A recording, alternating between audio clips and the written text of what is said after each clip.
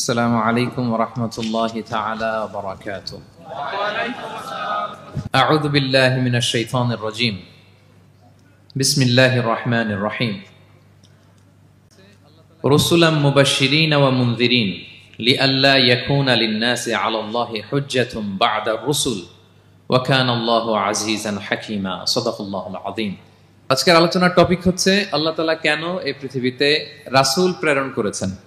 রাসূল প্রেরণের উদ্দেশ্য কি, নবী রাসূলদের পরিচয় এবং তাদের বৈশিষ্ট্য, এগুলো নিয়ে আমি আজকে আলোচনা করব এবং নবী রাসূলদের জীবনী থেকে আমাদের আসলে শিক্ষা কি, লেসনটা কি লেসন আমরা নিতে পারি, এই টপিকটা নিয়ে আলোচনা করব। টপিকটা কি সবার কাছে ক্লিয়ার? প্রথমে আমরা উদ্ধার করবার চেষ্টা করি যে কেন আল্লাহ এত রাসূল পাঠালেন পৃথিবীতে, এর কারণটা কি। এর উত্তরটা আল্লাহ তাআলা খুব চমৎকার ভাবে সূরা নিসার 165 নম্বর আয়াতে আলোকপাত করেছেন, যে আয়াতটা দিয়ে আমি আলোচনা শুরু করেছি। আল্লাহ তাআলা বলছেন, রুসুলান মুবাশশিরিন ওয়া মুনজিরিন লিআল্লা ইয়াকুনা লিন-নাসি আলাল্লাহি হুজ্জাতুন বা'দা আর-রুসুল ওয়া কানা আল্লাহু আজিজান হাকীমা। অর্থাৎ আমি রাসূলগণকে সুসংবাদদাতা এবং সতর্ককারী রূপে পৃথিবীতে প্রেরণ করেছি। আমি আবারও বলছি, আল্লাহ বলেন আমি এই পৃথিবীতে রাসূলদেরকে সুসংবাদদাতা এবং সতর্ককারী রূপে পৃথিবীতে প্রেরণ করেছি, যাতে করে রাসূল আগমনের পরে আল্লাহর বিরুদ্ধে মানুষের আর কোনো অজুহাত না থাকে। ওয়া কানা আল্লাহু আজিজান হাকীমা। আর আল্লাহ তাআলা তিনি হচ্ছেন পরাক্রমশালী এবং মহাপ্রজ্ঞাময়। তাহলে উদ্দেশ্য আল্লাহ তাআলা ক্লিয়ার করলেন, কেন তিনি রাসূল পাঠালেন, যাতে মানুষের অজুহাত না থাকে।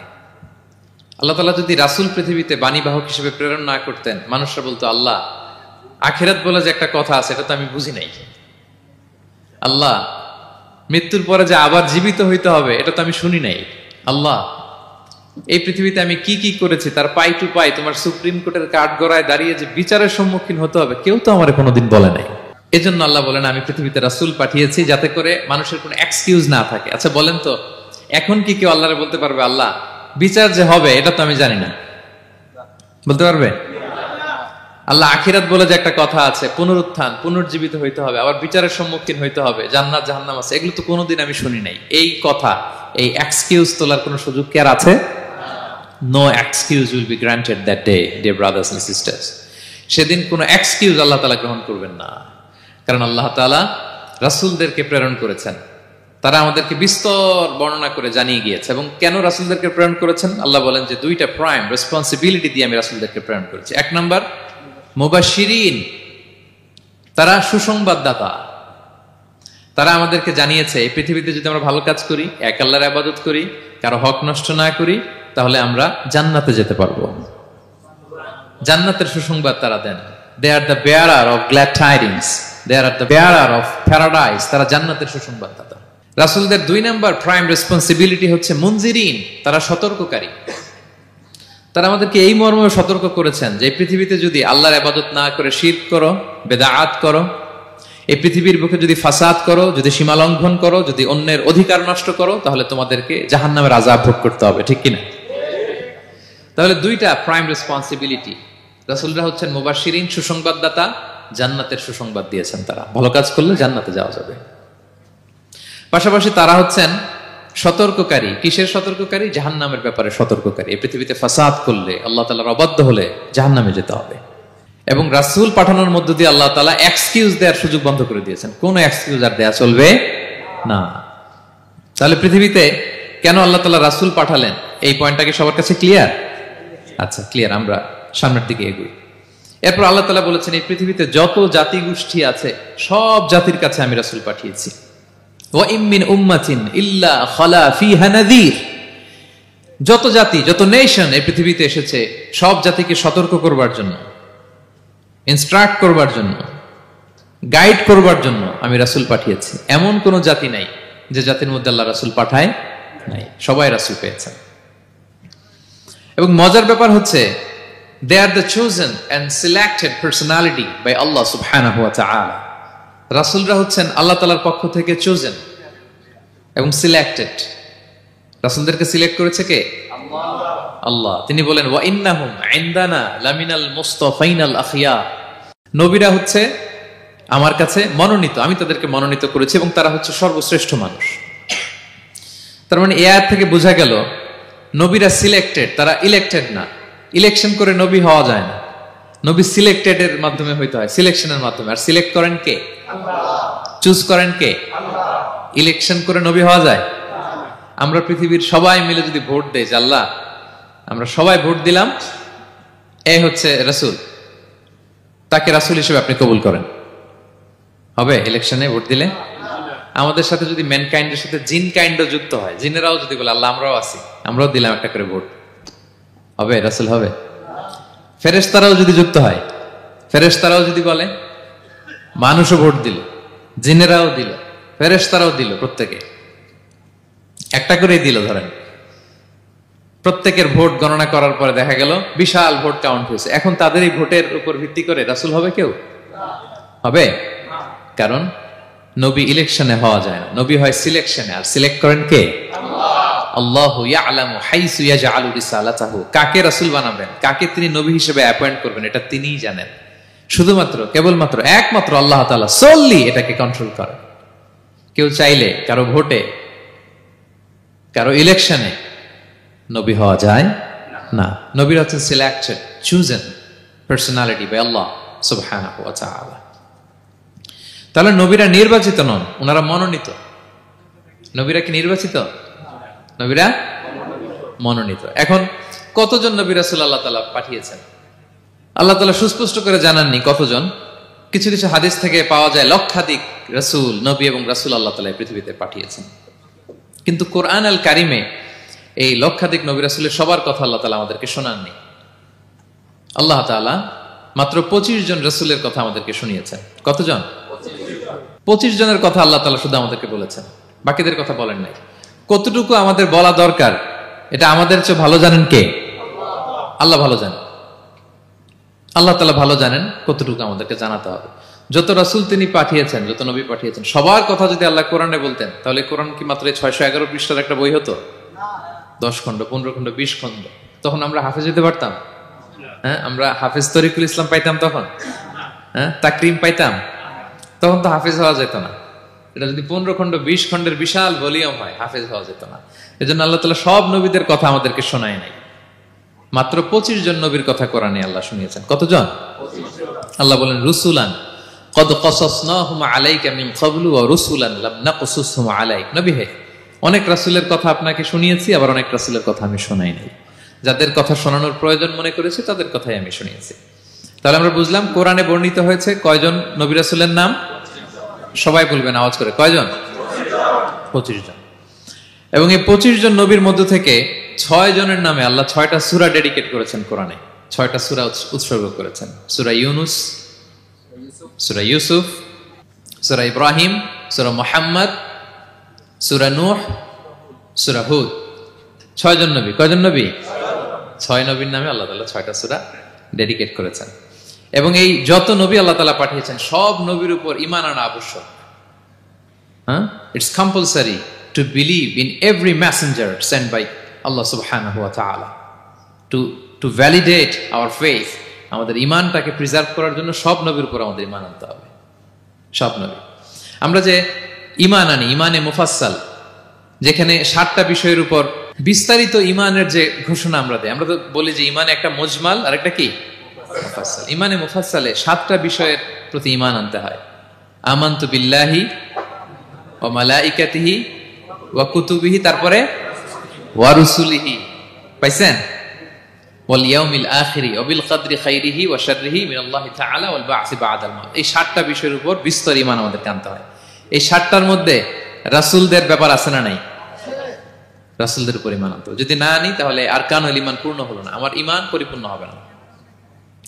তাহলে রাসূলদের উপর পূর্ণাঙ্গ ঈমান আনা এটা আবশ্যক। এবং এই সকল নবী এবং রাসূলদের একটাই ধর্ম ছিল। ধর্মটার নাম কি? সবাই বলুন, কি নাম? সবার একটাই ধর্ম, সব নবীর একটাই ধর্ম। কারণ আল্লাহর কাছে মনোনীত ধর্ম কয়টা? একটা। ইন্নাদ দীনা ইনদাল্লাহিল ইসলাম। আল্লাহর কাছে মনোনীত একটাই ধর্ম, সেটা হচ্ছে ইসলাম। এই যে ইহুদি বলে, নাসারা বলে, এগুলো ধর্ম না, এগুলো বংশ, গোষ্ঠী, জাতির নাম অনুসারে নামকরণ করা হয়েছে। যেমন নাসারা এসেছে, ঈসা আলাইহিস সালামের মা মারিয়াম ফিলিস্তিনের নাসিরিয়া শহরে জন্মগ্রহণ করেছেন। নাসিরিয়া, ওইখান থেকে আসছে নাসারা। ইয়াকুব আলাইহিস সালামের 10 ছেলে, এই 10 ছেলের মধ্যে থেকে এক ছেলের নাম হচ্ছে ইয়াহুদা। এই ইয়াহুদা থেকে এসেছে ইহুদি। কিন্তু সব নবীর ধর্ম একটা। আওয়াজ করে বলুন তো সবাই, সেটা কি? ইসলাম। সবার ধর্ম একটা ছিল ইসলাম। বিষ্ণু ইসা ইসলাম বলেন, ওয়াল আম্বিয়াউ ইখওয়াতুন লিআল্লাতিন। সেই বুখারীর বর্ণনা, নবীগণ হচ্ছে একে অন্যের বৈমাত্রেয় ভাইয়ের মতো। বৈমাত্রেয় ভাই মানে মা ভিন্ন কিন্তু বাবা এক, এরকম হয় না?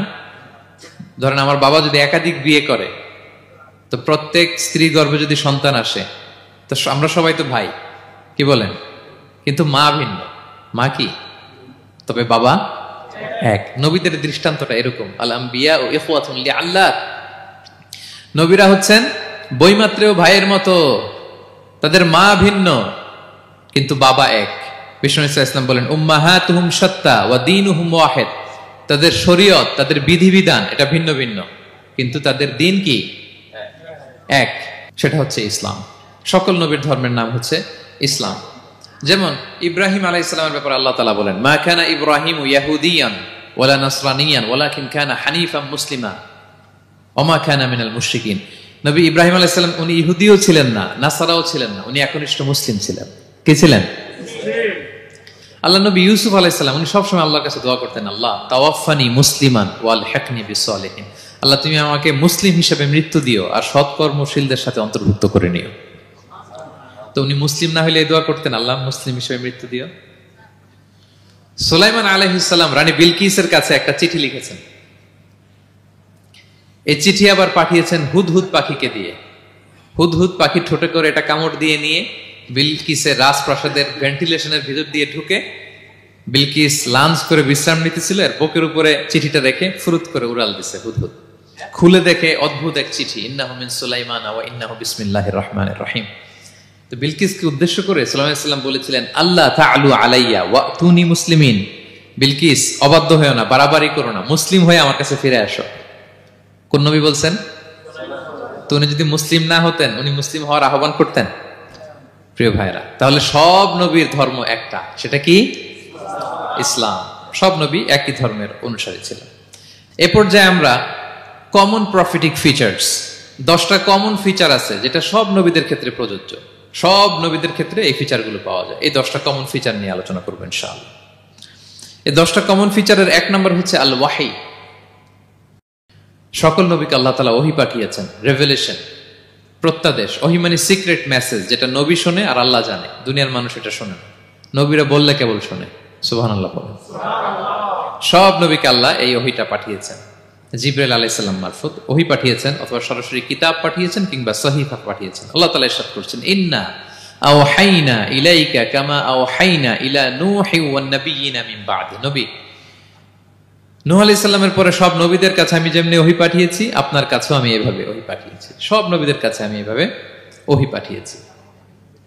সূরা বাকারার শুরুতে মুত্তাকিদের সংজ্ঞা দিতে যে আল্লাহ তাআলা বলেন, ওয়াল্লাযীনা ইউমিনুনা বিমা উনজিলা ইলাইকা ওয়া মা উনজিলা মিন ক্বাবলিক ওয়া বিল আখিরাতি হুম ইউকিনুন।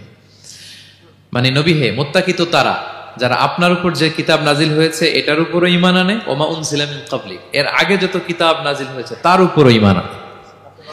তা আমরা যদি শুধু কোরআনের উপর ঈমান আনি হবে? তার আগে যত কিতাব, আসমানি কিতাব নাজিল হয়েছে এগুলোর উপরও ঈমান আনার দরকার আছে না নাই? বলেন বলেন। তাওরাতের উপর ঈমান আনতে হবে, জাবুর, ইনজিল, সুহুফে ইব্রাহিম ও মুসা সবগুলোর উপর ঈমান আনতে হবে। তো এই ওহীগুলো আল্লাহ তাআলা নাজিল করেছেন। তাহলে 1 নাম্বার কমন ফিচার হচ্ছে আল্লাহ তাআলা ওহী পাঠিয়েছেন, সব নবীকে ওহী দিয়েছেন।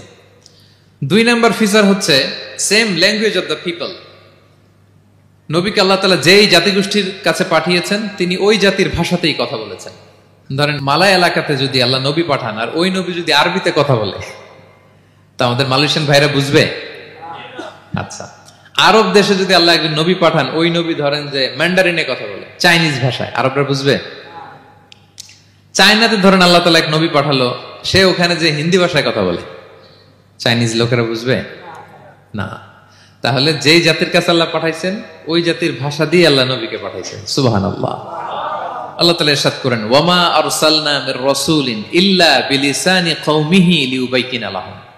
আল্লাহ তাআলা যত রাসূল পৃথিবীতে প্রেরণ করেছেন, বিলিসানি কওমি, যে জাতির কাছে প্রেরণ করেছেন ওই জাতির ভাষায় প্রেরণ করেছেন, যাতে করে নবীর কথা এরা বুঝে।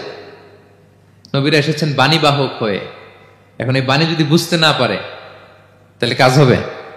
এজন্য প্রত্যেক নবীকে আল্লাহ তাআলা যে জাতির কাছে পাঠিয়েছেন ওই জাতির ভাষায় পাঠিয়েছেন। 3 নম্বর হচ্ছে সকল নবীকে আল্লাহ তাআলা very good standard of character দিয়েছেন। চারিত্রিক দৃষ্টিকোণ থেকে অতুলনীয় ছিল এক একজন নবী। পা থেকে মাথা পর্যন্ত কালো দাগ ফেলার মতো কিছু ছিল না। আল্লাহু আকবার। মাসুম ছিলেন। আহলুস সুন্নাহ ওয়াল জামাআর আকীদা হচ্ছে প্রত্যেক নবী ছিলেন মাসুম, কোনো গুনাহ করেন নাই, নিষ্পাপ প্রতিটা নবী। সর্বোত্তম চরিত্র দিয়ে আল্লাহ তাআলা, অনুপম চরিত্র দিয়ে আল্লাহ তাআলা তাদেরকে পাঠিয়েছেন। আল্লাহ তাআলা বলেন, ওয়া ইন্নাকা লাআলা খুলুকিন আযীম, and verily you are on a very good standard of character. নবী হে, আপনি চমৎকার একটা ক্যারেক্টারের উপর প্রতিষ্ঠিত। আপনার আচরণের মতো, ক্যারেক্টারের মতো আচরণ অতুলনীয়, পৃথিবীতে দ্বিতীয়টা খুঁজে পাওয়া যায় না, ঠিক কিনা? কারণ নবীরা যদি মডেল হন, তাদের আচরণ যদি ভালো না হয়, তাহলে মানুষ কি তাদেরকে গ্রহণ করবে? মানুষ তো তাদের কাছ থেকে শিখবে, জানবে। তো জন্য তাদের আচরণ চমৎকার হওয়ার দরকার আছে না নাই?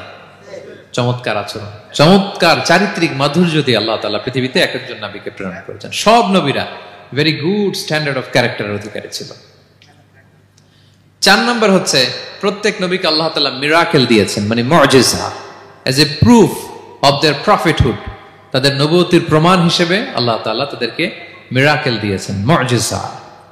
যেমন সালেহ আলাইহিস সালামকে আল্লাহ তাআলা মুজিজা দিয়েছিলেন।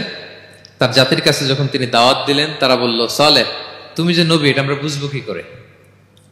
এক শর্তে আমরা তোমার উপর ঈমান আনতে পারি। সাল্লাল্লাহু আলাইহি ওয়াসাল্লাম বললেন, কি শর্ত? বলতেছে, এই যে পাহাড় দেখো, এই পাহাড়ের ভেতর থেকে যদি একটা উট বের করো, 10 মাসের গর্ভবতী একটা উটটা বেরোবে, বেরোয় বাচ্চা দিবে, সাথে সাথে আমরা উটের দুধ দহন করে খাবো, এরপর আমরা ঈমান আনবো। চিন্তা করছেন কত শর্ত? পাহাড়ের ভেতর থেকে কি বের করে দেখাইতে হবে? উট। উনি আল্লাহর কাছে দোয়া করলেন, আল্লাহ বললেন কবুল, তবে কথা না শুনলে কিন্তু খবর আছে। বলছে ঈমান আনবে, ঈমান না আনলে কিন্তু খবর আছে। উনি দোয়া করলেন, আল্লাহ কবুল করলেন। পাহাড় বিদীর্ণ হয়ে একটা বিশাল আকৃতির উট বের হয়ে আসলো, 10 মাসের গর্ভবতী উট। মুহূর্তে এটা ডেলিভারি করলো একটা উটের বাচ্চা, এবং দুধ দিতে আরম্ভ করলো, ওলান ভর্তি দুধ। সবাই পেট ভরে দুধ খেলো। খাওয়ার পরে কয়, তুমি জাদুকর। খাওয়ার পরে সাল্লাল্লাহু আলাইহি ওয়াসাল্লাম কি বলে? You are a magician. তুমি জাদুকর, তুমি তো বড় ভেলকিবাজ সালেহ, তুমি পাহাড়ের ভিতরে ভেলকি ঢুকাই দিছো। আল্লাহ তাআলা তাদেরকে একটা সাউন্ড গ্রেনেড, প্রচন্ড শব্দ তরঙ্গ দিয়ে ধ্বংস করে দিলেন। কানের পর্দা ফেটে সবগুলো লাশ হয়ে জমিনে পড়ে রইল। তাহলে এই যে সালেহ আলাইহিস সালাম যেটা দেখাইছেন, এটা কি ভেলকি ছিল? ম্যাজিক ছিল? কি ছিল? মুজিজা, miracle, as a proof of their prophethood. তাদের নবুয়তির প্রমাণ হিসেবে আল্লাহ তাআলা তাদেরকে মুজিজা দিয়েছেন। মুসা আলাইহিস সালামের মুজিজা কি ছিল? লাঠি। ফাআলকাহা ফাইযা হিয়া হাইয়াতুন তাসআ। ওই লাঠি রেখে দিলে মুভিং স্ন্যাক হয়ে যেত, নড়তেছে সাপ, ছবল মারবে। সুবহানাল্লাহ। এটা কি ম্যাজিক ছিল? কি ছিল? মুজিজা। ঈসা আলাইহিস সালামকে আল্লাহ তাআলা মাইন্ড ব্লোয়িং মুজিজা দিয়েছেন। অন্ধ ব্যক্তির চোখে হাত বুলিয়ে দিলেই দৃষ্টিশক্তি ফিরে পেত। ধবল রোগী, কুষ্ঠ রোগীর গায়ে টাচ করে দিলে স্কিন পরিষ্কার হয়ে যেত। মৃত ব্যক্তিকে দাঁড়াতে বললে মুহূর্তে দাঁড়িয়ে যেত। কুম বিইযনিল্লাহ, আল্লাহর আদেশে দাঁড়াও বললে লাশ জীবিত হয়ে দাঁড়িয়ে যেত। বেলকিবাজি ছিল এটা? কি ছিল? বিষ্ণু ঈসা ইসলাম দাওয়াত দিচ্ছেন কুরাইশদেরকে, ওরা মানে না। বিষ্ণু নবী পাগল পড়া, বললেন, আচ্ছা বলো কুরাইশের লোকেরা কি বললে বিশ্বাস করবে যে আমি সত্য নবী? কি বললে বিশ্বাস করবে? তারা বলল, মুহাম্মদ, ওই যে আকাশের চাঁদ, এটা 2 ভাগ করে দেখাইতে বললে বিশ্বাস করবো তুমি সত্য নবী। কি আবদার দেখছেন? হ্যাঁ, নবীদেরকে পেয়ে মামুর বাড়ির আবদার নিয়ে আসছিল এক এক জাতিগোষ্ঠী। বলে, মুহাম্মদ, আকাশের জলজলে চাঁদটাকে যদি তুমি 2 ভাগ করে দেখাতে পারো তবেই বুঝবে তুমি নবী। বিষ্ণু ইসলাম আল্লাহর কাছে দোয়া করলেন, আল্লাহ বললেন, ঠিক আছে। ইখতারাবাতিস সাআতু ওয়ানশাক্কাল কমার ওয়া ইয়ারাউ আয়াতান ইউরিদু ওয়া ইয়াকুলু সিহরুম মুস্তামির। বিশ্বনবী সাব্বাবা, এই আঙ্গুলের নাম কি? ইবহাম, সাব্বাবা, ওয়ুসতা, বিংসার, খিনসার। হ্যাঁ, আমরা ইংরেজি নাম ঠিকই জানি, আরবিটা জানি না। ইবহাম, সাব্বাবা, ওয়ুসতা, বিংসার, খিনসার। বিষ্ণু সাব্বাবা আঙ্গুলি উঠালেন। এটা শাহাদাত আঙ্গুলি বলে আমাকে, আসলে সাব্বাবা আরবিতে। তো বিশ্বনবী এভাবে আল্লাহর নাম নিয়ে চাঁদের দিকে ইঙ্গিত করলেন, মুহূর্তে আকাশের জ্যোৎস্না বিলানো চাঁদটা 2 ভাগ হয়ে গেল। কুরাইশরা দেখে তো অবাক। বিষ্ণু বললেন, এবার কথা অনুযায়ী ঈমান আনো। বলে, Muhammad, you are a magician. Muhammad, তুমি বড্ড বড় জাদুকর, তুমি চাঁদের মধ্যে জাদু লাগাই ফেলছো। নাউযুবিল্লাহি মিন যালিক। তাহলে আল্লাহ তাআলা age a proof of their prophethood, তাদের নবুয়তের প্রমাণ হিসেবে প্রত্যেক নবীকে কি দিয়েছেন? মুআজিজা দিয়েছেন, সব নবীকে দিয়েছেন।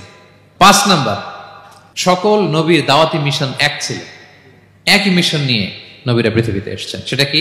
তাওহীদ, রিসালাত, আখিরাত। আমার সাথে সাথে বলেন, তাওহীদ, রিসালাত, আখিরাত। তাওহীদ, রিসালাত, আখিরাত। এই তিনটা বুনিয়াদী শিক্ষা দিতে নবীরা এসেছে। তাওহীদ মানে ওয়াননেস অফ গড, আল্লাহ যে এক, সব নবী প্রচার করেছেন।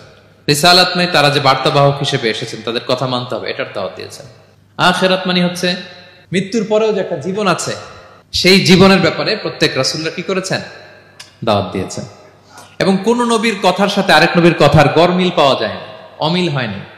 আচ্ছা বলেন তো, কখনো কি হয়েছে কোন এক নবী এসে বলছে যে মৃত্যুর পরে একটা জীবন আছে, আরেক নবী এসে বলছে না, মনে হয় নাও থাকতে পারে? বলছে? এক নবী এসে বলছে আমাদের স্রষ্টা আল্লাহ তাআলা তিনি একজন, আরেকজন বলছে না, একজন না, 2-3 জন হইতে পারে। এক নবী এসে বলছে ভালো করলে জান্নাত, খারাপ করলে জাহান্নাম, আরেক নবী এসে বলছে না, জান্নাত জাহান্নাম বলতে কিছু নাই। হইছে? হইছে? কোন নবীর কথার সাথে কোন নবীর কথার কোনো বৈপরীত্য নাই, কারণ প্রত্যেক নবীরা মন গড়া কিছু বলতেন না। ওমা ইয়ান্তিকু আনিল হাওয়া ইন হুয়া ইল্লা ওয়াহয়ুন ইউহা। নবীরা কথা বলতেন একটা হেডকোয়ার্টার থেকে তথ্য পেয়ে। ওই হেডকোয়ার্টারটা কার? ওই হেডকোয়ার্টার থেকে যে ইনফরমেশন আসতো সেটার আলোকে নবীরা কথা বলতেন, বানিয়ে কিছু বলতেন না। সব নবীরা দাওয়াত দিয়েছেন, ইয়া কওমি ইবুদুল্লাহ মা লাকুম মিন ইলাহিন গায়রু। হে আমার জাতির লোকেরা, এক আল্লাহর ইবাদত করো, আল্লাহ ছাড়া অন্য কারো ইবাদত করো না। সব নবীরা বলেছেন ইন্নী লাকুম রাসূলুন আমিন, নিশ্চয় আমি তোমাদের কাছে বিশ্বস্ত রাসূল হিসেবে প্রেরিত হয়েছি। সব নবীরা বলেছেন ইয়াউমা লা তামলিকু নাফসুন লিনাফসিন শাইআ ওয়াল আমরু ইয়াউমা ইযিল লিল্লাহ। এমন এক দিনের মুখোমুখি হতে হবে, কেউ কারো উপকার করতে পারবে না। নেতা কর্মীর উপকারে আসবে না, কর্মী নেতার উপকারে আসবে না, পীর সাহেব মুরিদের উপকারে আসবে না, মুরিদ পীর সাহেবের উপকারে আসবে না, হাজবেন্ড ওয়াইফের কিছু করতে পারবে না, ওয়াইফ হাজবেন্ডকে কিছু করে দিতে পারবে না। দিনটা বড্ড ভয়ঙ্কর। সব নবীর এই তিনটা দাওয়াত দিয়েছেন, তাওহীদ, রিসালাত, আখিরাত। তার মানে সব নবীর দাওয়াতি মিশন এক, এক অভিন্ন দাওয়াতি মিশন নিয়ে তারা পৃথিবীতে এসেছেন। 6 নাম্বার, এই পৃথিবীতে যত রাসূল এসেছে, নবী এসেছে, তারা প্রত্যেকে মানুষ ছিলেন। কি ছিলেন? নাকি জিন ছিল? ফেরেশতা? প্রেরিত সব নবীরা কি ছিল? মানুষ ছিল। মক্কার কুরাইশরা বলতো মা লি হাযা রাসূলি ইয়াকুলু আত-তাআমা ওয়া ইয়ামশি ফিল আসওয়াক। ব্যাপার কি, মুহাম্মদ আবার কেমনে রাসূল হয়? আমরাও বাজারে যাই, উনিও যায়, আমরাও বিয়ে করি, উনিও বিয়ে করে, আমাদেরকে মারলে কাটলে লাল রক্ত, ওনার রক্ত বের হয়। তো তারা চাচ্ছিল, তারা বলতেছিল যে মানুষ না দিয়ে আল্লাহ যদি ফেরেশতা পাঠাইতো নবী হিসেবে, তাইলেই না ভালো হইতো। তালবাহান, এটার কি বলে? ফেরেশতা পাঠালে কি বলতো জানেন? ফেরেশতা পাঠালে বলতো ফেরেশতাদের তো ক্ষুধা লাগে না, এরা বুঝবে কি আমাদের কষ্ট? ফেরেশতাদের তো জৈবিক চাহিদা নাই, এরা কেমনে বুঝবে? ফেরেশতাদের তো খারাপ কাজ করার প্রবণতা, টেন্ডেন্সি নাই। আমাদের যে কষ্ট, দুঃখ, ফিলিং, সেটা তো ফেরেশতারা বুঝে না। ফেরেশতারা কেমনে আমাদের নবী হয়, এটা বলতো, ঠিক কিনা? তালবাহানা বলে কেমন রাসূল, আমরা যা করি তাই করে। আল্লাহ বলেন সব নবীকে আমি মানুষ হিসেবে প্রেরণ করেছি। বিষ্ণু ইসলাম বলেন ইন্নামা আনা বাশারুম মিসলুকুম, নিশ্চয় আমি তোমাদের মতোই মানুষ। তোমাদের মতোই কি মানুষ। তো পার্থক্য হচ্ছে ইউহা ইলাইয়া, আমার কাছে ওহী আসে, প্রত্যাদেশ আছে আল্লাহ তাআলার পক্ষ থেকে। তাহলে 6 নম্বর যেই কমন ফিচার আমরা জানলাম, আল্লাহর পাঠানো সবগুলো নবী এবং রাসূল তারা কি ছিলেন? সবাই বলুন, তারা কি ছিলেন? মানুষ ছিলেন। 7 নম্বর কমন ফিচার হচ্ছে আল্লাহর পাঠানো সব নবী এবং রাসূলরা ওনারা পুরুষ ছিলেন। কি ছিলেন? কোন নবী কি নারী ছিল বলেন তো? হ্যাঁ, নারী নবী আছে? নাই। নবী হওয়ার জন্য ম্যাসকুলিনিটি শর্ত, পুরুষ হওয়া শর্ত। কারণ নবীকে অনেক বড় বড় জিনিসের নেতৃত্ব দিতে হবে, মাঝে মাঝে মিলিটারি তৈরি করতে হবে, লিডারশিপ লাগবে, যুদ্ধ পরিচালনা করতে হবে। নারীদের পক্ষে এটা সম্ভব? কঠিন। আমাদের বোনদের অনেক ধরনের দুর্বলতা আছে, তাদের মাসে কিছুদিন তারা আল্লাহর আদেশে অসুস্থ থাকে, ঠিক কিনা? পিরিয়ড তাদের চলে, ওই সময় সালাত পড়তে পারে না, অনেক প্রতিবন্ধকতা তাদের আছে। বাচ্চা যদি ধারণ করে পেটে 9 মাস, ওনারা অসুস্থ, শেষের মাসগুলোতে তো কঠিন জটিল অবস্থা। বাচ্চা ডেলিভারির পরেও 40 দিন ব্লিডিং আছে না নাই? তাহলে অনেক ধরনের জটিলতা আল্লাহ তাআলা ওনাদের দিয়েছেন। এজন্য আল্লাহ তাআলা নবুয়তের গুরু দায়িত্ব, এটার জন্য আল্লাহ তাআলা পুরুষদেরকে সিলেক্ট করেছেন। আলহামদুলিল্লাহ বলেন। তাহলে যত নবী এবং রাসূল পৃথিবীতে এসেছিল ওনারা পুরুষ ছিল। আল্লাহ বলেন, ওয়ামা আরসালনা মিন ক্বাবলিকা ইল্লা রিজালান নূহি ইলাইহিম। নবী হে মুহাম্মদ, আপনার আগে যত নবী এবং রাসূলকে আমি পৃথিবীতে প্রেরণ করেছি তাদেরকে পুরুষ হিসেবে প্রেরণ করেছি, কোন নারীকে আমি নবুয়তের মর্যাদা দেই নাই। 8 নাম্বার, প্রত্যেক নবীকে আল্লাহ তাআলা একটা গ্রুমিং, একটা ট্রেনিং সেশনের মধ্য দিয়ে নিয়েছেন। সেটা কি? সেটা হচ্ছে সবাইকে আল্লাহ তাআলা শেফার্ড হিসেবে কাজ দিয়েছিলেন, রাখাল হিসেবে। পৃথিবীর সব নবীরা ছাগল চড়াতেন, সব, আদম আলাইহিস সালাম থেকে শুরু করে বিষ্ণু ইসা ইসলাম পর্যন্ত। সুবহানাল্লাহ পড়বেন না? বিষ্ণু ইসা ইসলাম বলেন, মা বাআসাল্লাহু নাবিয়্যান ইল্লা রাআল গানাম। আল্লাহ এমন কোন নবী পাঠায় নাই যেই নবী ছাগল চড়ায় নাই, সব নবী। সাহাবার অবাক হয়ে বললেন, ওয়া আনতা ইয়া রাসূলুল্লাহ, হে নবী আপনিও ছাগল চড়িয়েছেন? বিষ্ণু বললেন, হ্যাঁ, আমি তো অল্প কিছু পারিশ্রমিকের বিনিময়ে মক্কার লোকদের ছাগল চড়িয়ে দিতাম। সুবহানাল্লাহ। কেন সব নবীকে দিয়ে আল্লাহ ছাগল চড়ালেন? এই ট্রেনিং সেশন, গ্রুমিং সেশন কেন? কারণ ছাগলকে একসাথে বসানো কঠিন। ছাগল একটু একটু টেরা টাইপের প্রাণী, কথা শুনতে চায় না। ধরেন যে সারা সপ্তাহ আপনি খুব ব্যস্ত, একদিন সুযোগ পাইছেন সপ্তাহে যে আজকে আমি ফ্রি আছি, যাই পুকুরে যাই, আমিও গোসল করি, ছাগলটারও গোসল করাই। এটা ধরে যদি এখন পুকুরের দিকে টান দেন, কি করবে? পা দুইটা এমন শক্ত করে মাটিতে ধরে রাখবে, আপনি যত টানবেন ওর ঘাড়ের চামড়া ছিঁড়ে যাচ্ছে, তারপরেও আসে না। এরপর ছাগলগুলোর একসাথে রাখা কঠিন, একটা নেচে ওদিকে যায়, আরেকটা লাফ দেয় এদিকে, আরেকটা ওইদিকে। এদেরকে যদি কেউ একত্রিত করতে পারে তাহলে এই জাতিকে, মানব জাতিকে একত্রিত করা তার জন্য একেবারে সহজ, পানি ভাত, ঠিক কিনা? এজন্য আল্লাহ এই মানব গোষ্ঠীর উপর লিডারশিপ কায়েমের আগে ছাগল চড়িয়েছেন। এবং যারা মরুভূমিতে ছাগল চড়ায়, যে শেফার্ড গুলো, যেই রাখালগুলো, তাদের অনেক শক্তিশালী হইতে হয়। গায়ে শক্তি না থাকলে ছাগল চড়ানো যায় না, কিন্তু লাঠি নিয়ে হই হই করে পিছনে দৌড়াইতে হয়, নেকড়ের ছোবল থেকে ছাগলগুলোকে রক্ষা করতে হয়, বাঘ নেকড়ে এগুলো থেকে বাঁচাইতে হয়। তার মানে এটা করার মধ্য দিয়ে এই জাতিকে কিভাবে জাহান্নামের আগুন থেকে বাঁচাবে নবীদের ওই ট্রেনিং হয়ে যায়। সুবহানাল্লাহ। ছাগল এদিক ওদিক দৌড়াতে থাকে, এদেরকে যেমনি একত্রিত করতে হবে, নবীদের কাজও হচ্ছে মানব গোষ্ঠীকে ইউনাইটেড করা, একত্রিত করা। এজন্য আল্লাহ তাআলা মা বাআসাল্লাহু নাবিয়্যান ইল্লা রাআল গানাম, এই পৃথিবীতে এমন কোন নবী পাঠান নাই যেই নবীকে দিয়ে আল্লাহ তাআলা ছাগল চড়ান নাই। সব নবীর মধ্যে এটা কমন। 8 নম্বর পয়েন্ট। 9 নম্বর পয়েন্ট হচ্ছে enmity from their own people.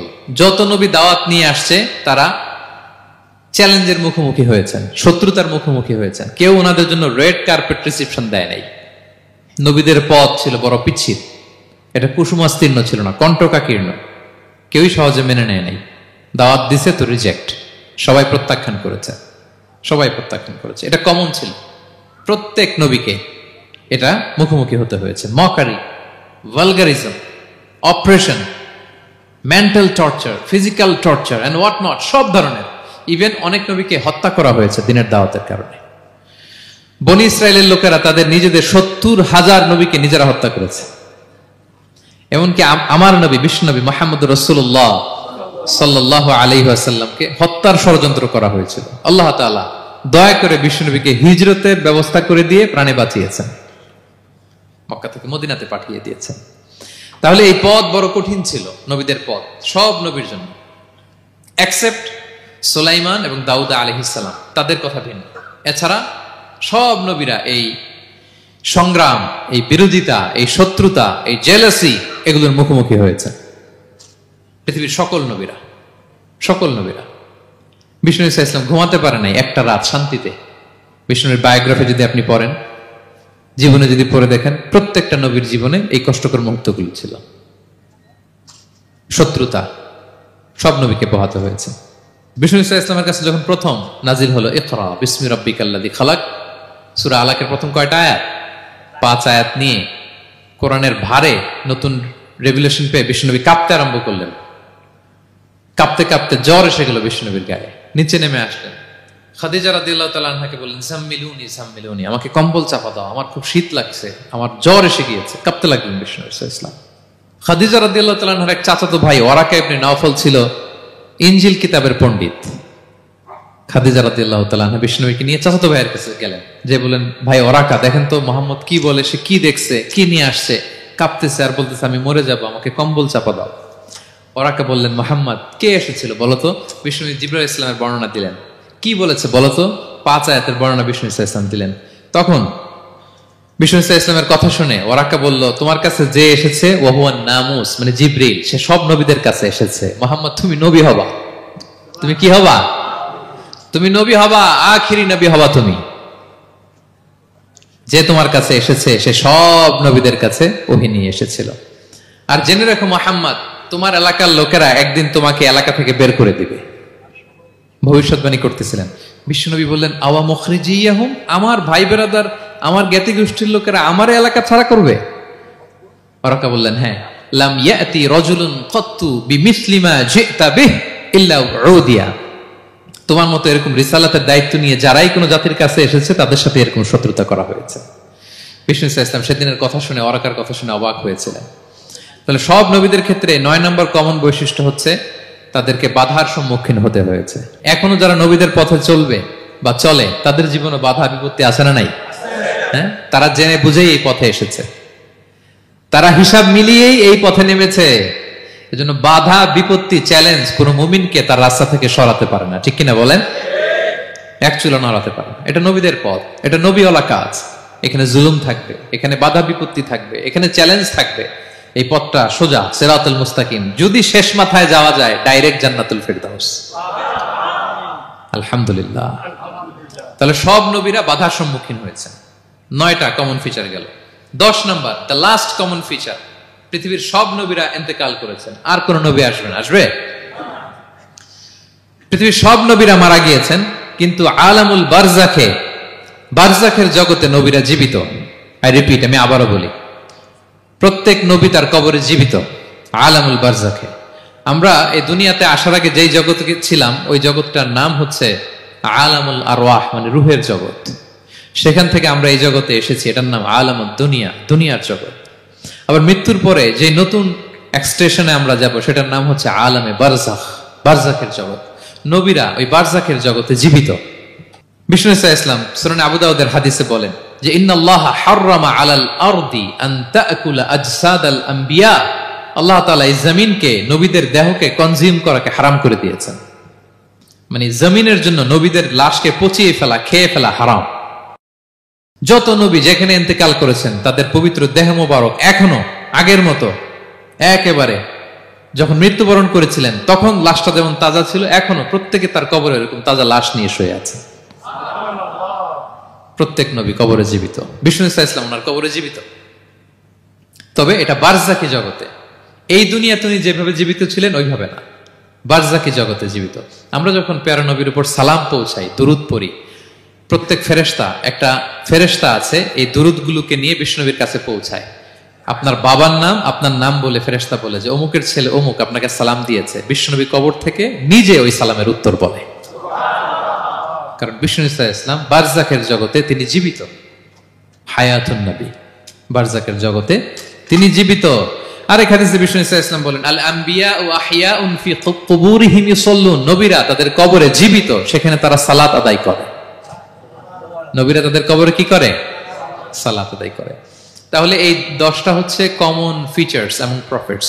সব নবীদের মধ্যে এই বিষয়গুলো পাওয়া যায়। সর্বশেষ পয়েন্ট হচ্ছে lessons from the life of the profits. এত নবী রাসূল আল্লাহ তাআলা আমাদের হেদায়েতের জন্য পাঠালেন, তাদের জীবনী থেকে আমাদের জন্য শিক্ষা কি, লেসন কি, এটা জানার দরকার আছে না নাই? বলেন, কি লেসন আমরা নিব? অনেক লেসন আছে। আমি সংক্ষিপ্ত পরিসরে 2-1টা বলি। আমি আমার মিজানুর রহমান আজহারি ভেরিফাইড ইউটিউব চ্যানেলে প্রফেট সিরিজ নামে একটা সিরিজ করেছি, 25 পর্বের। কোরআনে কয়জন নবীর নাম উল্লেখ হয়েছে? 25। আর আমার চ্যানেলে কয় পর্ব? তার মানে 25 জন নবীর ব্যাপারে আমি ওয়েল ডকুমেন্টেড ম্যানারে একাডেমিকলি আলোচনা করেছি। আপনারা শুনবেন, আপনাদের জন্যই করেছি, শুনবেন আপনারা। এবছর 21শে বইমেলায় আপনারা শুনেছেন আমার একটা বই প্রকাশিত হয়েছে। বইয়ের নাম হচ্ছে জেগে ওঠো আবার। এটা আমি নিজে লিখেছি। আরেকটা বই 6 খণ্ডের আমি সম্পাদনা করেছি, সেটা হচ্ছে ছোটদের নবী রাসূল। বইটার নাম কি? ছোটদের নবী রাসূল।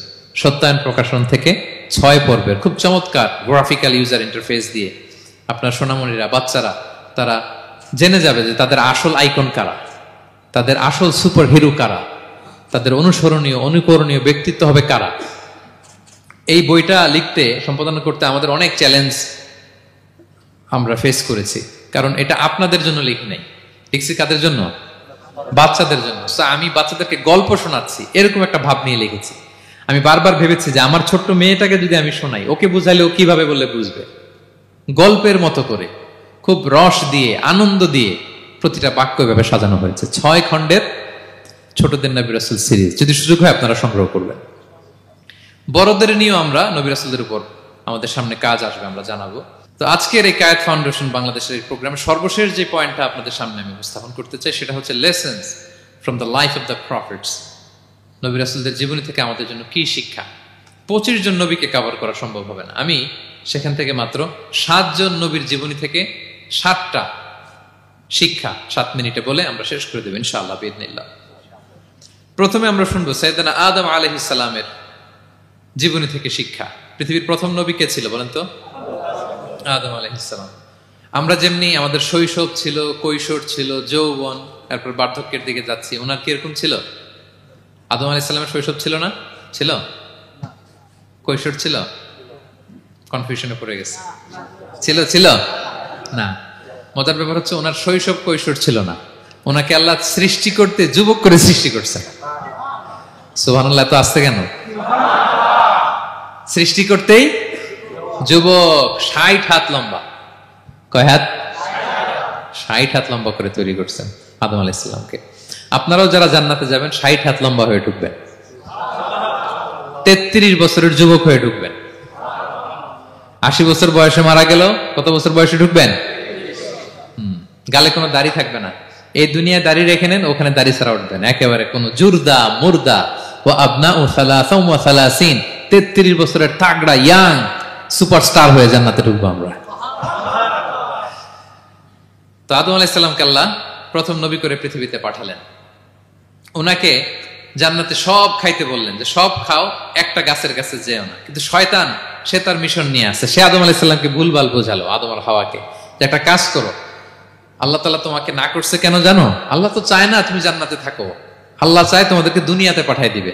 তো তুমি যদি ওই গাছের ফল খেয়ে ফেলো, আল্লাহ আর দুনিয়াতে পাঠাতে পারবে না। কিন্তু আল্লাহ চায় তোমাদেরকে কই পাঠাবে? কিন্তু যদি গাছের ফল খেয়ে ফেলো আর পাঠাইতে পারবে না। এজন্য আল্লাহ নিষেধ করছে গাছের ফল খায় না। চিন্তা করছেন? উল্টা, পুরো উল্টোটা বুঝাইছে। তো ভুল করে সাইয়েদনা আদম আলাইহিস সালাম, হাওয়া আলাইহিস সালাম খেয়ে ফেলছেন এই ফল। খাওয়ার পরেই আল্লাহ তাআলা পাঠাই দিলেন পৃথিবীতে, যাও জমিনে যাও, এই জান্নাতে আর থাকা যাচ্ছে না। কাঁদতে আরম্ভ করলেন আদম আর হাওয়া আলাইহিস সালাম। কাঁদতে কাঁদতে অনুতপ্ত হয়ে আল্লাহর কাছে দোয়া করলেন। তো পুরো আদম আলাইহিস সালামের জিন্দেগির সবচেয়ে বড় শিক্ষা হচ্ছে রিপেন্টেন্স, অনুতপ্ত হওয়া। কি হওয়া? অনুতপ্ত হওয়া। আমরা ভুল করব, কুল্লুকুম খাত্তাউন, আমরা সবাই পাপী। সবাই কি পাপী? কে পাপ করি না? আমরা সবাই পাপী।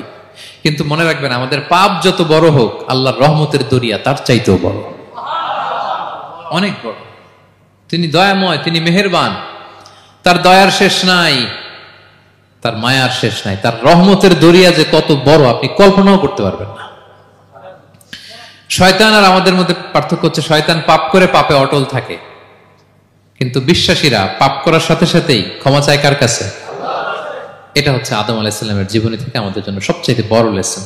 সাইয়েদনা আদম আলাইহিস সালাম উনি ভুল করে যখন বুঝতে পারলেন, অনুতপ্ত হলেন, চোখের পানি ছাড়লেন। 2 ফোঁটা পানি আল্লাহর কাছে সবচাইতে প্রিয়।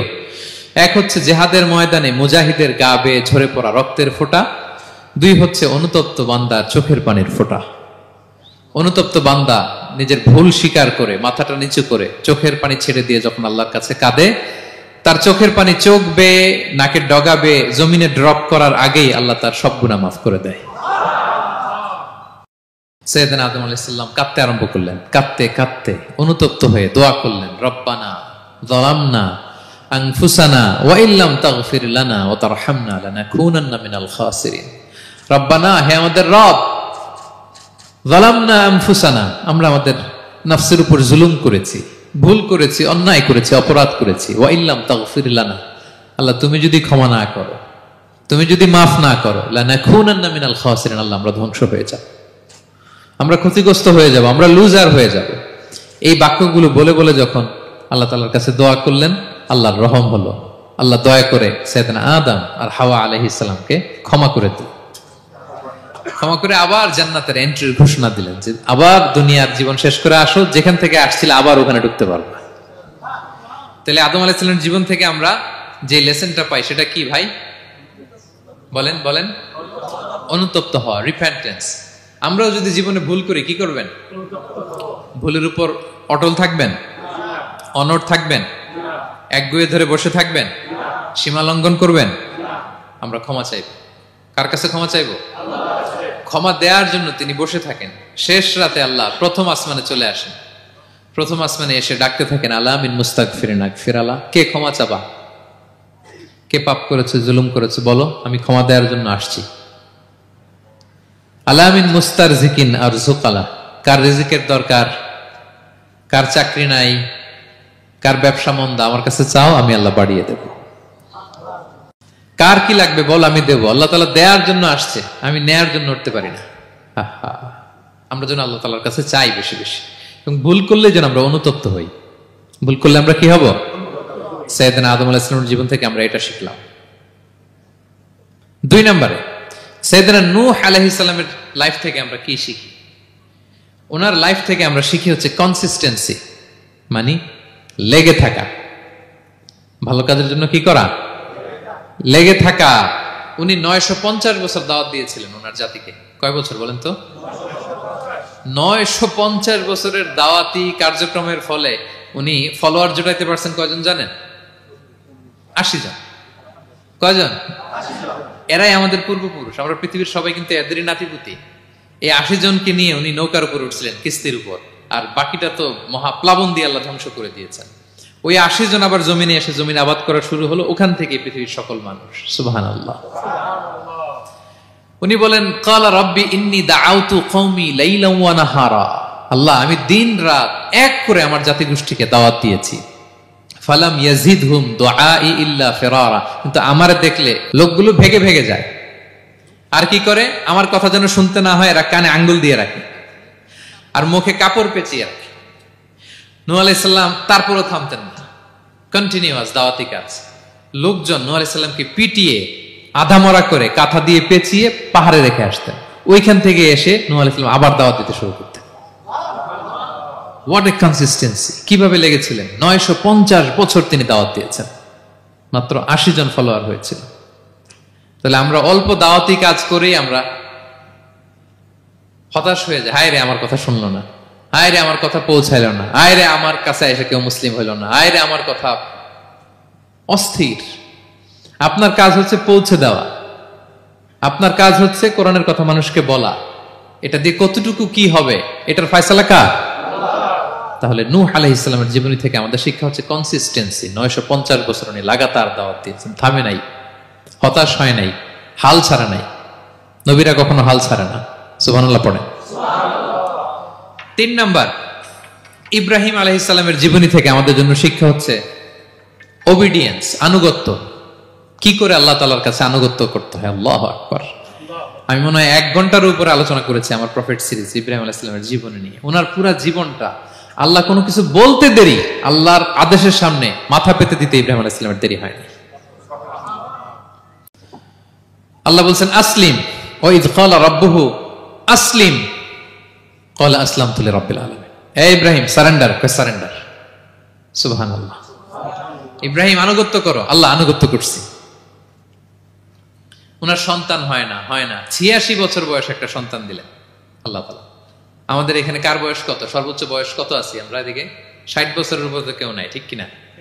86 বছর বয়সে আল্লাহ সন্তান দিয়েছেন, ইসমাঈল আলাইহিস সালাম। কত বছর বয়সে?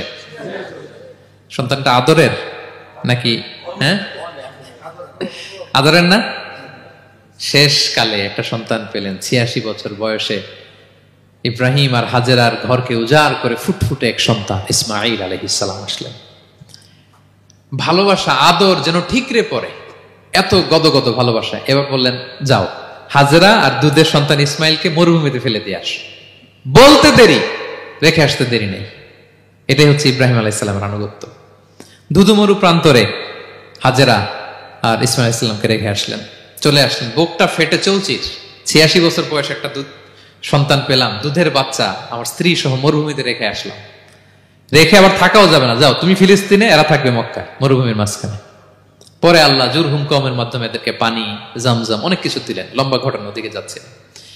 এরপর হৃদয় যখন ফেটে চৌচির হয়ে যায়, তখন আল্লাহ তাআলা বলেন ঠিক আছে যাও, যা একটু ছেলেরা দেখে আসো। এবার যে দেখে ছেলেরা আরো মায়া লাগে, কারণ একটু বড় হয়েছে তো, এবার দৌড়াইতে পারে, হাঁটতে পারে। সুবহানাল্লাহ বলেন। এবার যখন দৌড়াইতে পারে, হাঁটতে পারে, আব্বু আব্বু বলে ডাকতে পারে, মায়াটা যখন একটু গাঢ় হয়েছে, আল্লাহ বলে এবার ছেলেরা জবাই কর। দেখছেন কি পরীক্ষা? 86 বছর বয়সে সন্তান পেল, রেখে আসলো মরুভূমিতে, একটু বড় হইল, দেখা করতে গেল, এবার বলে জবাই করো। জবাই করো বলতে দেরি, ছুরি চালাতে দেরি হয়নি। কুরবানির ইতিহাস লম্বা, ইতিহাস দিকে যাব। এরপরে আল্লাহ কবুল করলেন। এরপরে বললেন বাপ বেটা মিলে মরুভূমির মধ্যে ঘেমে ঘেমে একটা ঘর বানাও। এরপরে ঘোষণা দাও মানুষকে, যেটা আমার ঘর। বাপ বেটা মিলে কষ্ট করে একটা ঘর বানালেন। এবার বললেন আজান দাও, ঘোষণা দাও, সবাই যেন এখানে আসে। আল্লাহ কারে ঘোষণা দিব? কেউ তো নাই। বলতেছে তুমি ঘোষণা দাও, এই ঘোষণার শব্দ পৃথিবীর সব মানুষের কর্ণকুহরে আমি আল্লাহ নিজ দায়িত্বে পৌঁছে দেব। আমরা যারা রুহের জগতেও তখনও ছিলাম, যারা লাব্বাইক বলতে পেরেছি, তাদের ঠিকই নসিবে ওই কাবা ঘর জিয়ারতের নসিব হয়ে যাবে। উনি ঘোষণা দিলেন, দেখেন কেউ নাই, ধুধুমরু প্রান্তর। আজকের মক্কাকে কল্পনা করেন তো কি অবস্থা। এই রমজানের লাস্ট 10 days অফ রমাদান আপনি জায়গা পাবেন? হজের চেয়েও বেশি মানুষ। কিভাবে আল্লাহ কবুল করেছেন, কিভাবে আনুগত্য, সাবমিসিভনেস, নিজেকে আল্লাহর কাছে পুরো সুপর্দ করা, এর নমুনা সাইয়েদনা ইব্রাহিম আলাইহিস সালাম পেশ করেছেন। তাহলে সংক্ষিপ্ত কথা হচ্ছে, আল্লাহ নবী ইব্রাহিম আলাইহিস সালামের জীবনী থেকে আমাদের জন্য শিক্ষা হচ্ছে অবিডিয়েন্স, আনুগত্য। কিভাবে আল্লাহর আদেশের সামনে মাথা পেতে দিতে হয়। পারা যাবে তো? হ্যাঁ, ওই ইব্রাহিম আলাইহিস সালামের রক্ত আমাদের দেহে বহমান। আমরাও নবী ইব্রাহিমের উত্তরসূরি। নবী ইব্রাহিমের আলাইহিস সালামের মতো আমরাও ইসলামের জন্য জীবন বিলিয়ে দেওয়ার দরকার আছে না নাই? বলেন বলেন। শক্ত পদে আমাদেরকেও এরকম স্যাক্রিফাইসের মেন্টালিটি অর্জন করতে হবে। অবিডিয়েন্স, আনুগত্যের শিক্ষা আমরা নবী ইব্রাহিম আলাইহিস সালামের কাছ থেকে পাই। 4 নম্বর, ইয়াকুব আলাইহিস সালাম, ওনার জীবনী থেকে শিক্ষা হচ্ছে পেশেন্স, ধৈর্য। আমাদের অনেকের ধৈর্য নাই, আমরা অস্থির, অল্পতে ধৈর্য হারাই ফেলি। ধৈর্য এমন একটা গাছ, এই গাছের সারা গায়ে অনেক কাঁটা, কিন্তু এই গাছের ফল বড্ড মিষ্টি। ধৈর্য এমন একটা গাছ, গাছের সারা গায়ে কি, কিন্তু ফলটা। ইয়াকুব আলাইহিস সালামের কলিজার টুকরা ইউসুফ আলাইহিস সালামকে ভাইয়েরা মেরে আহত করে কুয়ায় ফেলে দিছে। কুয়া থেকে নিয়ে মিশরে বিক্রি করে দিস। এখন এতিম হয়ে আরেক জায়গায় থাকে, বাবার কলিজা ফেটে যায়, ছিঁড়ে যায়, কিন্তু কাউরে বিচার দেয় না, কাউরে কিছু বলে না। উনি বলে ইন্নামা আশকু বাসি ওয়া হুজনি ইলাল্লাহ, আমার দুঃখ কষ্ট মনের জ্বালার যন্ত্রণা আমি একজনের বলি, তিনি কে? আল্লাহ। ধৈর্য ধারণ করলেন। প্রাপ্তবয়স্ক অবস্থায় ওনার ছেলে বানিয়ামিন, তাকেও হারালেন। আবার বলে আমি কাউরে বিচার দিই না, একজনের বলে, তিনি কে? আল্লাহ। এই 2 ছেলের শোকে কাঁদতে কাঁদতে অন্ধ হয়ে গেলেন। আল্লাহু আকবার। সাইয়েদনা ইয়াকুব আলাইহিস সালাম একবার ধৈর্য হারা হন নাই। তাহলে আল্লাহ নবী ইয়াকুব আলাইহিস সালামের জীবনী থেকে আমাদের জন্য শিক্ষা হচ্ছে পেশেন্স। বিপদে আমরা কি ধরবো? ধৈর্য ধারণ করব। 5 নম্বরে ইউসুফ আলাইহিস সালামের জীবনী থেকে আমাদের শিক্ষা হচ্ছে he is the archetype of good character, উন্নত চরিত্রের মডেল। আমার যুবক ভাইয়েরা, কায়েদ ফাউন্ডেশন বাংলাদেশের আজকের ইফতার প্রোগ্রামে যুবক যারা এসছো, তোমাদের জন্য শিক্ষা আর্কিটাইপ অফ গুড ক্যারেক্টার, চরিত্র কিভাবে হেফাজত করতে হয় এর মডেল। প্রেরণার বাতিঘর, তাগড়া যুবক, পৃথিবীর সবচাইতে সুন্দর পুরুষ ইউসুফ আলাইহিস সালাম। তাকে দেখে ওই সময়ের আরেক বিশ্ব সুন্দরী জুলাইখা প্রেমে মাতোয়ারা, গোপন কক্ষে নিয়ে প্রেম নিবেদন করেছে, বলেছে ইউসুফ কাক পক্ষে টের পাবে না। আল্লাহ নবী ইউসুফ আলাইহিস সালাম এটাকে প্রত্যাখ্যান করলেন। জোরাজুরি করলো, প্রত্যাখ্যান করলেন। মারধর করা হলো, প্রত্যাখ্যান করলেন। সবশেষে আলটিমেটাম দিল, যদি আমার কথা মতো না চলো জেলখানায় ভরবো। উনি বললেন ক্বালা রাব্বি সিজনু আহাব্বু ইলাইয়া মিম্মা ইয়াদউনানি ইলাই, আল্লাহ এই পাপের কাজের চেয়ে জেলখানায় আমার জন্য ভালো। বিনা অপরাধে, বিনা দোষে 1 যুগ মিথ্যা অপবাদে কারাবন্দী ছিলেন সাইয়েদনা ইউসুফ আলাইহিস সালাম। তারপরেও চরিত্রের ব্যাপারে 1 বিন্দু কম্প্রোমাইজ করেন। যুবক ভাইরা, চরিত্র বড় দামি সম্পদ। সম্পদ গেলে সম্পদ আসে, স্বাস্থ্য গেলে স্বাস্থ্য আসে, একবার চরিত্র নষ্ট হলে ওই চরিত্র আর ফিরে পাওয়া যায় না। সাইয়েদনা ইউসুফ আলাইহিস সালামের জীবনী থেকে আমাদের শিক্ষা হচ্ছে চরিত্রকে কিভাবে প্রিজার্ভ করতে হয়। এটা 6 নম্বরে সাইয়েদনা ঈসা আলাইহিস সালামের জীবনী থেকে আমাদের জন্য শিক্ষা হচ্ছে স্লেভারি, দাসত্ব। কারণ আমরা সবাই গোলাম একজনের। বলেন তো কার গোলাম? আল্লাহর গোলাম। কিন্তু ওনার সব উম্মতেরা মানে খ্রিস্টানরা তাকে বলে সান অফ গড, উনি নাকি আল্লাহর সন্তান। নাউজুবিল্লাহ পড়েন। ওনার মা ম্যারি মানে মারিয়াম আলাইহিস সালাম নাকি আল্লাহর স্ত্রী। নাউযুবিল্লাহ। কিন্তু উনি জন্মের পরেই দুধের শিশু মায়ের কোলে বসে একটা ছোট্ট ভাষণ দিয়েছিলেন, বলেছিলেন ইন্নী আব্দুল্লাহ আতানিয়াল কিতাবা ওয়া জাআলানি নাবিয়্যা। আল্লাহ আমাকে আল্লাহর গোলাম বানিয়ে পাঠিয়েছেন। দেখেন কি নবী, প্রথমে এসে বলেন আমি কিন্তু রাসূল। একে তো দুধের শিশু, মুখের প্রথম কথা কি? ইন্নী আব্দুল্লাহ, আমি আল্লাহর গোলাম। যাতে করে পুরো খ্রিস্ট সমাজের বিরুদ্ধে দলিল হয়ে থাকে যে তোমাদের নবী পৃথিবীতে এসে তার মুখ নিঃসৃত প্রথম শব্দটাই ছিল আমি আল্লাহর দাস, আমি আল্লাহর গোলাম। এবং উনাকে ওনার মাকে আল্লাহ স্পেশাল ইন্টারোগেট করবেন কিয়ামতের দিন। ঈসা, মারিয়াম, তোমরা কি বলে আসছিলা যে তুমি আমার বউ আর তুমি আমার সন্তান? ওনারা কাচুমাচু করে থার করে কাঁপবে আল্লাহর সামনে, কারণ এটা শিরকের প্রশ্ন। তারা বলবে আল্লাহ আমরা যদি বলতাম আপনি তো জানতেন, আপনি যা শিখিয়েছেন আমরা তাই বলেছি। আল্লাহ জানেন যে উল্টাপাল্টা কিছু বলে নাই, তারপরেও কোটি কোটি মানুষের সামনে এত বিশাল জনগোষ্ঠী কেন এই নবীকে আল্লাহর সন্তান বললো? আল্লাহ তাআলা ঈসা আলাইহিস সালামকেও ছাড়বেন, জিজ্ঞেস করবেন। তিনি বলবেন আল্লাহ আমি যে তোমার গোলাম এটার দাওয়াত দিয়েছি, আর আজীবন গোলামের মতোই ছিলাম। ঈসা আলাইহিস সালাম কৃষকের সাথে, মজুরের সাথে, কুলির সাথে, ধোপাতের সাথে বন্ধুত্ব করেছিলেন। সমাজের নিচু শ্রেণীর লোকেরা ছিল তার ফলোয়ার। আল্লাহু আকবার। তাহলে সাইয়েদনা ঈসা আলাইহিস সালামের জীবনী থেকে আমরা শিখলাম আমরা সবাই আল্লাহর গোলাম, আল্লাহর দাস। সর্বশেষ নবী, বিশ্ব নবী, পেয়ারা নবী মুহাম্মদুর রাসূলুল্লাহ সাল্লাল্লাহু আলাইহি সাল্লামের জীবনী থেকে কি শিক্ষা? এই শিক্ষা তো বলতে গেলে ঘন্টার পর ঘন্টা লাগবে। একটা শিক্ষা শুধু বলি, সেটা হচ্ছে মার্সি। ওমা আরসালনাকা ইল্লা রাহমাতাল লিল আলামিন। I have sent you as a mercy for the entire universe. নবী হে, আমি আপনাকে গোটা বিশ্বের সবার জন্য রহমত করে প্রেরণ করেছি। তিনি মানুষের জন্য রহমত, তিনি প্রাণীর জন্য রহমত, তিনি পাখির জন্য রহমত, তিনি স্ত্রীদের জন্য রহমত, তিনি উম্মতের জন্য রহমত, তিনি তার ফলোয়ার সাহাবীদের জন্য রহমত। ঠিক কিনা? তিনি কত রহমতের নবী ছিলেন? বিষ্ণু ইসলাম কতটা রহমতের নবী ছিলেন? ছোট্ট একটা উদাহরণ দিয়ে শেষ করি। বিষ্ণু ইসলাম বলেন লিকুল্লি নাবিয়িন দাওয়া মুস্তাজাবা। আল্লাহ প্রত্যেকটা নবীকে একটা করে দোয়ায়ে মুস্তাজাবা দিয়েছেন। মানে এমন দোয়া, এই দোয়া করতে দেরি কিন্তু দোয়া কবুল হতে দেরি হয়। সব নবীকে আল্লাহ বলছেন এই নবীরা তোমাদের প্রত্যেককে একটা করে দোয়া করার সুযোগ দিলাম এই দুনিয়াতে, এবং দোয়াটা করার সাথে সাথেই কবুল করে ফেলবে। বিষ্ণু বলেন লিকুল্লি নাবিয়িন দাওয়া মুস্তাজাবা। সব নবীরা একটা করে দোয়া মুস্তাজাব পেয়েছেন, দাআউ বিহা। আর নবীরা ওই দোয়াটা দুনিয়াতেই করে ফেলছে। সব নবীর ওই স্পেশাল দোয়া যেটা করলেই কবুল, ওটা সব নবীরা কি করছে? দুনিয়াতেই করে ফেলেছে। কিন্তু বিশ্বনবী বলেন ওয়া ইন্নী আখতাবিউ দাওয়াতি শাফাআতান লি উম্মতি ইয়াউমাল কিয়ামা। আমি আমার সেই দোয়াটা এই দুনিয়ার বুকে অন্যান্য নবীদের মতো করি নাই। আমি আমার দোয়াটা আমার গুনাহগার উম্মতের জন্য কিয়ামতের কঠিন দিনে তারা যখন মুসিবতে পড়ে যাবে, ওই মুসিবত থেকে বাঁচার জন্য ওই দোয়াটা আমি আমার উম্মতের জন্য রেখে দিয়েছি। ওয়া ইন্নী আখতাবিউ দাওয়াতি শাফাআতান লি উম্মতি ইয়াউমাল কিয়ামা। সব নবীরা এই দোয়াটা করেছে, দুনিয়াতেই কবুল হয়ে গিয়েছে। কিন্তু বিষ্ণু বললেন আমি চাইলে এই দোয়াটা করতে পারতাম। তায়েফের ময়দানে বিষ্ণুনবী ওই দোয়া করলে বিষ্ণুনবীর গা দিয়ে রক্ত ঝরে না। কুরাইশদের সাথে বিষ্ণুনবীর 3 বছর জেল খাটা লাগে না। মদিনাতে বিষ্ণুনবী অনেক না খেয়েছিলেন, পেটে পাথর বেঁধেছিলেন, দোয়া করলে জান্নাত থেকে খাবারের বস্তা চলে আসতো, মুহূর্তেই কবুল। জীবনের কোন কঠিন পরিস্থিতিতে বিষ্ণুনবী এই দোয়াটা করে নাই। বিষ্ণু বলেন আমি আমার এই দোয়াটা স্পেশালি আমার গুনাহগার উম্মতের জন্য রেখে দিয়েছি। কিয়ামতের কঠিন ময়দানে আমার গুনাহগার উম্মত যখন বিপদে পড়ে যাবে, তাদেরকে ওই বিপদ থেকে বাঁচানোর জন্য ওই দোয়াটা আমি প্রিজার্ভ করে দিয়েছি। বিষ্ণু ইসলাম আমার জন্য এই দোয়াটা রেখে দিয়েছেন। প্রিয় ভাইয়েরা, এই দোয়াটা আপনার জন্য রেখে দিয়েছেন। বিশ্বনবী দোয়াটা আমাদের জন্য রেখে দিয়েছেন। চাইলে এই দুনিয়াতে এই দোয়াটা করতে পারতেন, করেন নাই। সব নবীরা করে ফেলেছেন। এজন্য বিশ্বনবীকে বলা হয়েছে ওমা আরসালনাকা ইল্লা রাহমাতাল লিল আলামিন। নবী হে, I have sent you as a mercy for the entire universe. গোটা বিশ্বের জন্য আপনাকে আমি রহমত করে প্রেরণ করেছি। আপনি রহমতের নবী, আপনি দয়ার নবী, মায়ার নবী।